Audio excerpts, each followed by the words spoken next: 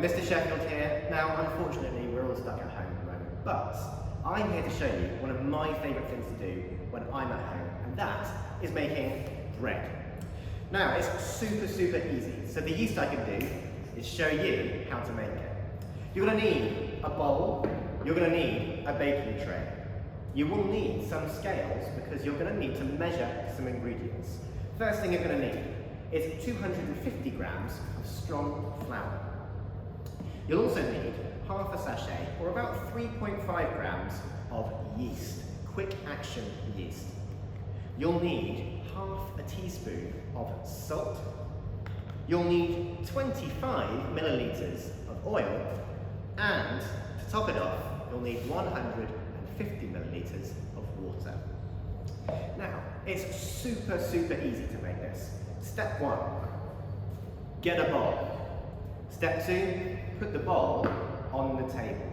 Now, before you begin any of these things, rule number 1 is wash your hands.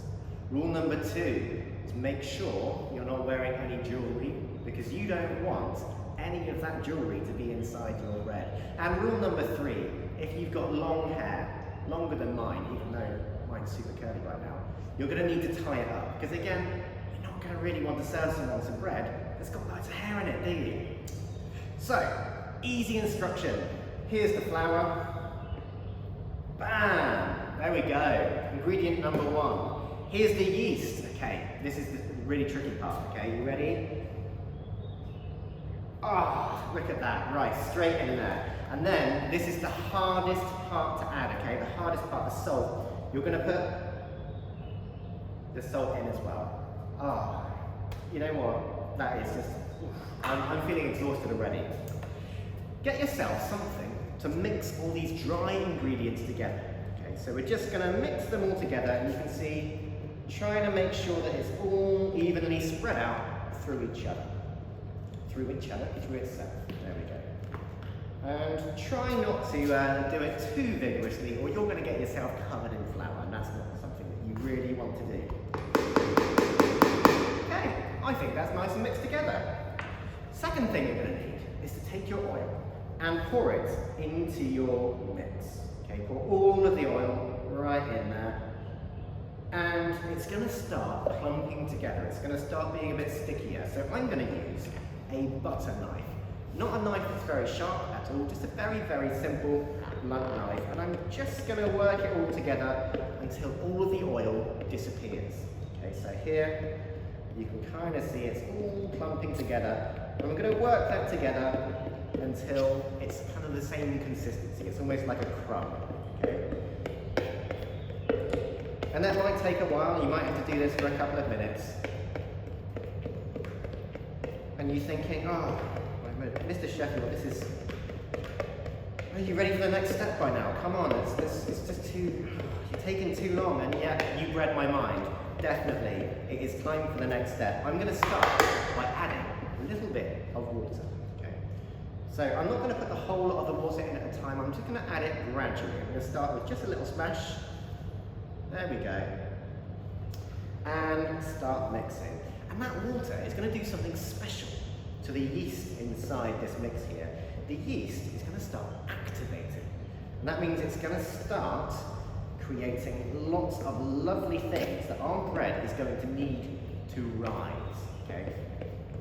And by now you can see all that water is kind of being soaked up by the bread, by the flour, but it's still really dry. What can I do about this? Oh, I can add some more water. There we go. Splash more water in there and bring it together again. Okay, so make sure you try and get every single bit of flour from all the way around the outside of this bowl. And you can see it's starting to clump together, which is absolutely fantastic. That's what we want. We don't want to bake a big pot of flour, do we? We want to bake a big lump of bread. Delicious. Okay, again, it's getting a bit too dry, so I'm going to put the last of my water in there. There we go. And once again, try not to be too vigorous with your stirring, otherwise you're going to get bits of flour, bits of bread all over the work surface, and you don't want that just yet. And now you can see it's kind of come together in one big lump, and that is absolutely ideal. Okay? I'm just going to scrape around the outside just to make sure we get all of those bits of flour from around the outside of the bowl. Now, this is a step. It's going to take about 5 minutes. You're going to need a nice big flat surface. I'm going to try and clear that out of the way just so I've got enough space to work with. You're going to take a bit more flour and you're going to sprinkle that flour onto the surface, kind of spread it out. Now what this flour is going to do is it's going to stop your bread mixture from sticking to the table. Okay, we want our bread in the oven, we don't want the bread on the table. Okay. And I'm going to use my favourite cooking implement here. I'm going to use my hands. Okay, so my hands are just going to knead this dough together, kind of squeeze it, push it all the way around, and I'm just kind of like rolling it forwards with my hand and pushing down as I do that. As I bring it together, then I can kind of do the same thing. I'm using the whole of my hand and pushing it all together. If it starts getting a bit wet, if it starts getting a bit sticky, just put a little bit more flour down, stop it from sticking to the side, and carry on, okay? As I was saying, try and get the palm of your hand into that bread and really kind of squash it round, roll it round, and the more you roll it, the smoother the dough is going to become. So at the moment you can see there's still kind of little lumps of the flour in there. So what I'm going to do is just keep on working this for about 4 or 5 minutes in total. And again, if it starts to get a little bit too kind of doughy, we're just going to sprinkle a bit more on there. I don't want this sticking to the work surface. As I said, I want my bread in the oven. I don't want my bread stuck to the bench.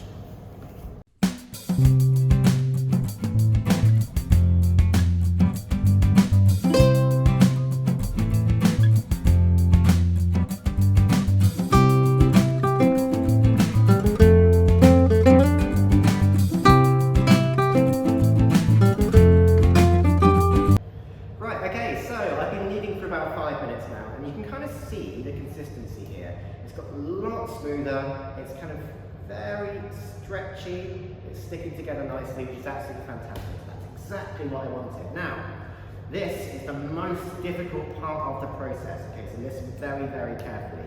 What we're going to do, we're going to leave it there. We're going to leave it there, we're going to look at it, we're going to admire it, we're going to think, yes, that is a fantastic looking piece of bread. And then, we're going to get a damp towel. We're just going to cover it over and leave it for about 30 minutes. Now while this is happening, the yeast inside this piece of bread is going to start developing tiny little bubbles of carbon dioxide, and that's going to make our bread expand. And that's what you get when you cut into a loaf of bread, you get all those tiny little holes in it. So we're going to leave it now for 30 minutes, and I'll come back when it's ready. Okay, now, while we're proving our bread, while it's rising in that tea towel, we can do 2 things to help save time later. Number 1 is to turn our oven on to 200 degrees Celsius. Now, preheating the oven means that as soon as we put our bread in, it's going to start cooking. The second thing we can do while we're waiting for our bread to prove is to do the washing up. Now, if you're the one making the mess, you're the one that cleans it up. Yeah, you're the one. Now, easy job, get yourself a sponge, some washing up liquid and some water, and do some scrubbing. Don't ask your mum and dad to do it. You made the mess, you clean it up. Them's the rules.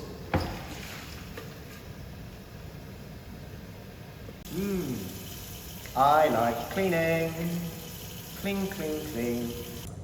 Okay, now, it's been half an hour, we've turned the oven on, we've done our washing up, and we've waited the rest of the 29 minutes and 30 seconds. Now, we're going to see what our bread looks like now. In theory, our bread should now be ever so slightly bigger than it was before, hopefully even bigger. And there we go. Our bread is looking fantastic. Now, we need to be a bit careful with our bread now because it's got lots of air inside it and we don't want to knock that air out. Remember I said earlier, the whole point of adding that yeast was to add the air to the inside of the bread. Now, the more we handle it, the more that air is going to disappear. So I'm very gently just going to try and make sure I peel it off the side there. Yeah, that's looking pretty good to me. And I don't really want one big lump. I'm going to try and make some bread rolls. So what I'm going to do is I'm going to cut this into 4 individual pieces. So very carefully going to slice with a knife, not very sharp knife, very, very loosely pull it apart, and I'm going to cut that again, and I'm going to have 4 lovely pieces of bread ready to bake. Okay. Now, at the moment you can see they are not bread roll shaped, so very gently just going to shape them into bread roll shapes, and I'm going to put them onto this parchment paper here. This is called greaseproof paper, and this will stop the bread rolls from sticking to the baking tray I put into the oven. Okay, there's 1, here's 2, let's just roll this one up, let's make that into roll number 3, and finally we're going to pop roll number 4 on here as well. Perfect. So now we've got our dough divided into 4 equal parts, it's time to put it in the oven. But this is the part which you're going to need some real help with. Okay, number 1, make sure you've got an adult with you. Number 2, make sure that you are wearing oven gloves. The oven has been preheating for quite a while now. It's very, very hot, so please make sure you're using your gloves. Now, unfortunately, I don't have an adult with me to help me out, but I do have a very helpful assistant. Here is an alpaca of mine. He is called Chewpacker, and he is going to help me see if these are safe. Okay, they're going to see if we can cook with our bread rolls. Okay, we're finally ready to put these into the oven. Now, before we open the oven door, we've got to be very, very careful, because as soon as we open this oven, all of that hot air is going to rush out. So make sure you've got a nice safe distance from the door. We're going to open it up, we're going to pop it in there, and close it up. Is that all good, Chewpacker? Chewpacker says yes, fantastic. Now we're going to wait for about 25 to 30 minutes, or until they're nice and golden brown, and then we'll see what happens. Okay, now we've been waiting a while. Hopefully not too long, because we don't want to do past your bread time. But Chewpacker and I are smelling something amazing. This bread smells gorgeous. It's been about 25 minutes now, and we're going to look and see how they are. So let's open it up again, making sure you're keeping your distance from that oven, and we're just going to pull this out. And oh, these are looking fantastic. I'm going to put them up here. I'm going to close the oven door, and I've got a separate wire rack here in which I can put them on to cool down. Ooh. Let's just put them over here. Oh, they smell so good. I'm so looking forward to cracking one of these open, filling it with butter. Okay, now I really hope that you guys are going to enjoy making these as much as I have made them, well, as I've enjoyed making them.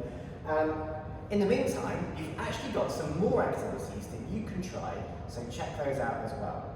I'm really looking forward to seeing what you guys come up with. I really hope you have a great, safe time.